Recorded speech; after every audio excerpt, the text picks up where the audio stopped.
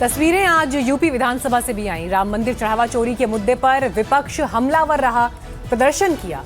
लेकिन क्या यही मुद्दा यूपी चुनाव का सबसे बड़ा मुद्दा बनेगा? इस पर यूपी का युवा क्या सोचता है? छात्रों की बात सुनाने वाली ये रिपोर्ट।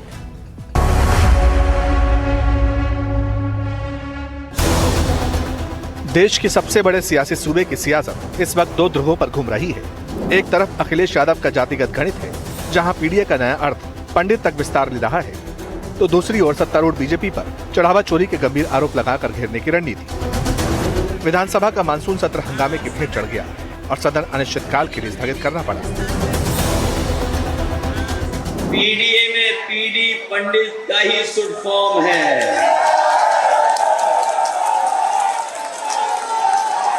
जो लोग पीडीए की परिभाषा समय समय पर दूसरी बनाते हैं,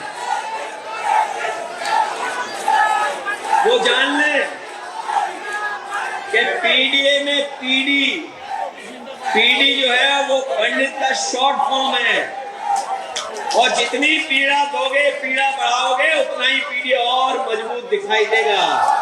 सदन में समाजवादी पार्टी ने कोई चर्चा नहीं होने दी। इनका ये आचरण असंवैधानिक भी है, युवा विरोधी है, किसान विरोधी है, महिला विरोधी है और गरीब विरोधी भी है।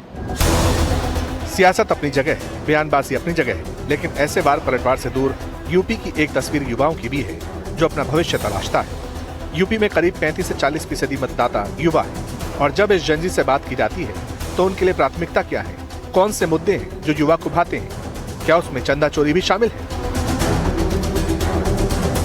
प्रमुखता तो सबको, सारे मुद्दों को मिलने चाहिए, क्योंकि सब मुद्दे ज़रूरी हैं, चाहे वो चंदा चोरी के हो, चाहे वो जेनजी के मामले में हो, लेकिन सबको बराबर वो मिलना चाहिए, ताकि हम लोग की बात भी आगे आए, हम लोग की जो दिक्कतें हैं उनका भी वो सामना किया जाए। उससे हमसे कोई मतलब नहीं है, उससे जो हमारे परिवार वाले हैं या हमसे जो बुजुर्ग हैं उनको मतलब होना चाहिए, और जो देश के वो हैं बुजुर्ग लोग हैं उनसे मतलब, हम लोग से उनसे कोई मतलब नहीं है, क्योंकि हम लोग का उससे कोई कारण नहीं है ना, हमसे उससे कोई रिलेशन है। कार से तो पहली बात हम सब एक गुड एजुकेशन चाहते हैं। जैन जी के जो बहस इस पे हो रही है, लेकिन उस लेवल पे नहीं हो रही जिस लेवल पे होनी चाहिए, क्योंकि अगर उस लेवल पे होती बहस तो अभी तक ये मुद्दा सब सॉल्व हो चुका होता। ज़्यादा कुछ नहीं चाहिए, बस एजुकेशन सिस्टम को मतलब इम्प्रूव कर दिया जाए, स्किल डेवलपमेंट पे ध्यान दिया जाए।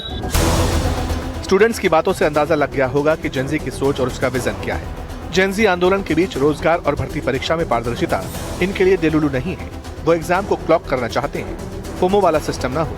ऐसी उम्मीद सरकार से है, प्रशासन से है।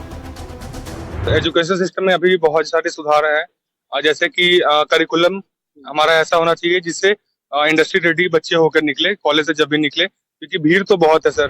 कॉलेज पे प्लेसमेंट नहीं हो रहा है, बस केवल फीस लिए जा रहे हैं, लेकिन ये दावा नहीं किया जा रहा है कि उनका प्लेसमेंट लग जाएगा। इंडस्ट्री के बारे में सोचना चाहिए, प्राइवेट जॉब्स और लाने चाहिए, इन्वेस्टमेंट करना चाहिए, ताकि वो लोग जॉब्स और प्रोवाइड कर सके। एक और मुद्दा है, डिग्री मिल जाती है, लेकिन क्या वो कॉम्पिटिटिव मार्केट में नौकरी और सर्वाइवल के लिए मुफीद है? आज का युवा ये भी चाहता है कि पारंपरिक पाठ्यक्रमों की जगह एआई, डेटा एनालिटिक्स और साइबर सिक्योरिटी जैसे आधुनिक ट्रेनिंग मिले। साथ ही अनियंत्रित फीस पर भी नकेल कसी जाए। धार्मिक मुद्दों से हटकर विपक्ष और सरकार दोनों कर छात्रों के मुद्दों पर बात करनी चाहिए, और उसकी जिम्मेदारी लेनी चाहिए कि किस प्रकार बेरोजगारी की समस्या दिन प्रतिदिन बढ़ती जा रही है, पेपर लीक की समस्या बढ़ती जा रही है, कैंपसों में व्याप्त समस्याएं बढ़ती जा रही हैं, क्लासेस का ना चलना, प्रोफेसर्स के द्वारा क्लास ना लेना, ये तमाम समस्या बढ़ती जा रही है। ज़्यादा मुद्दा हाईलाइट हुआ है वो चंदे को लेकर हुआ है, जैसे उसमें हम कोई मतलब उसमें कुछ कह नहीं सकते, क्योंकि वो एक सिक्योरिटी ब्रीच है।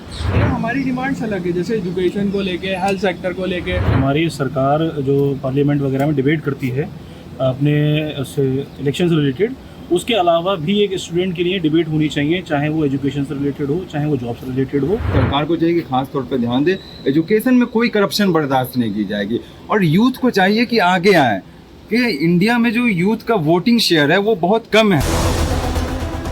रोजगार को लेकर युवाओं की उम्मीदों को सरकार समझती है। आंकड़ों के जरिए युवाओं को बताया जाता है कि पूरा तंत्र उनके साथ है। यूपी सरकार के मुताबिक 9 साल में 9 लाख से अधिक युवाओं को सरकारी नौकरियां दी गई। पुलिस, शिक्षा, स्वास्थ्य और अधीनस्थ सेवा चयन आयोग, इसके जरिए बड़े पैमाने पर भर्तियां की गई। कहा यह भी गया कि आईटी और आईटीआई संस्थानों में युवाओं को AI, robotics, drone technique, 3D printing और सेमीकंडक्टर मैन्युफैक्चरिंग जैसे भविष्य की जरूरत वाले कोर्स कराए जा रहे हैं।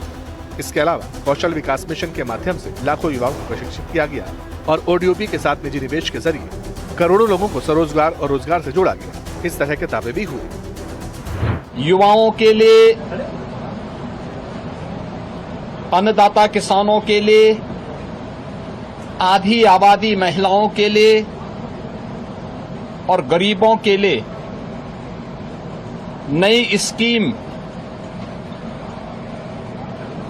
नई योजनाएं प्रारंभ हो, युवाओं के एम्प्लॉयमेंट के लिए, उनकी स्किलिंग के लिए। 27 का चुनाव नजदीक है और नेताओं को मालूम है कि जो भी युवाओं की, किसानों की, महिलाओं की बात करेगा, उनके मुद्दे एड्रेस करेगा, वो अच्छी पोजीशन में होगा। लेकिन सवाल युवा का है। आंदोलन के बीच युवा कहां है, किसके साथ है, ये वक्त बताएगा।